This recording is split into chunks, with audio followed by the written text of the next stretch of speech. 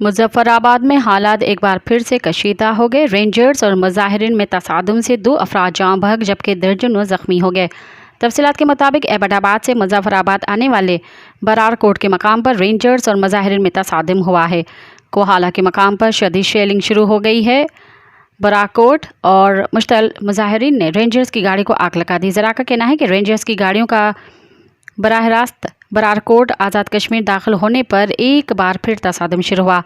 बरारकोट और लोहार गली के दरमियान मुजाहिरीन का रेंजर की गाड़ियों पर पथराव। आज़ाद कश्मीर पुलिस और रेंजर्स का मुजाहिरीन पर आंसू गैस की शेलिंग और हवाई फायरिंग से 4 अफराद जख्मी हो गए। मुश्तल मुजाहिरीन ने रेंजर्स की 3 गाड़ियों को आग लगा दी।